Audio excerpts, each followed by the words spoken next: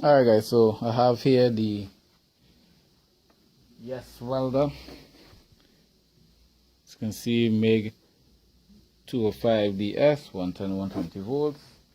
Comes with a 110 plug, brush,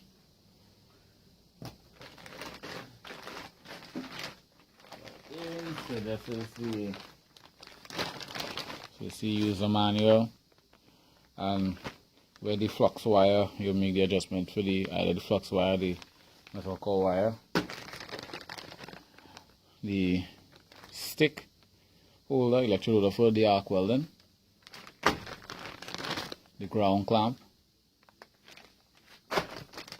and to convert from the 110 to 220, it comes, as I see, it comes as a standard 110 connection.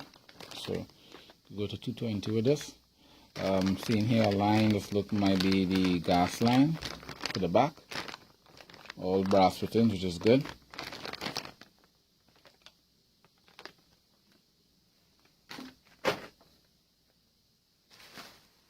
Right,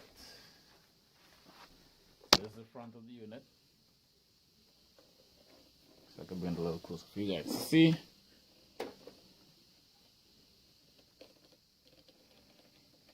Alright, digital scale in front.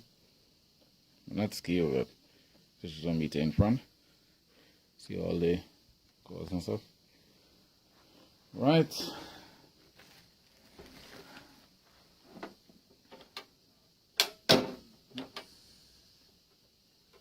Oh, this is the inside. Hope that you can see this here. Oh, and I was wondering where the MIG gun was, but look here, we have the MIG gun. I was a little concerned about that, not seeing a MIG gun, but MIG gun, that's good. And let me bring this a little closer for you guys to see. It's like up on the inside. Hope you can see this any better. Alright.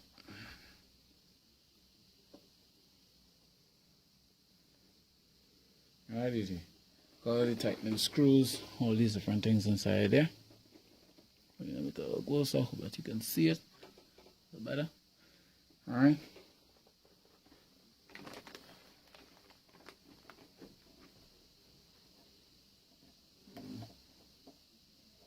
Nice and spring loaded.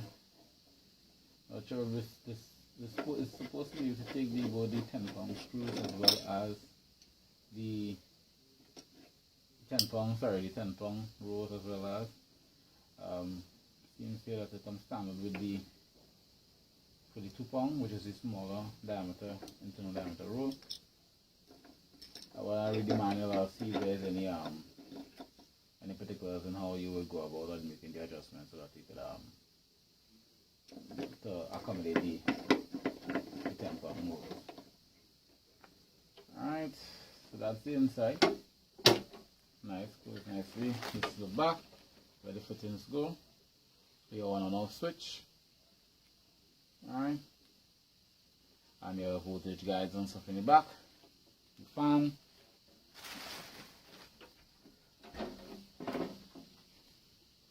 And there you have it. Still have to do some, we'll have to go and actually make with it and see how it works. As you see, it comes in the consumables. So I wouldn't need to go and get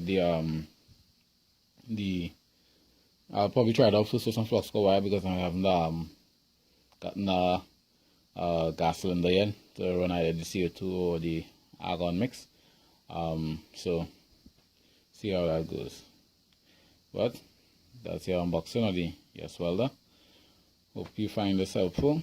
And like I said, I'll try to do a follow-up in terms of the actual performance of the unit. But there's a guy who did one. It's on YouTube as well. If you go under the YesWelder, and he actually does a more in-depth look at it and in terms of the settings and stuff. So you could always check that out as well. Alright, guys.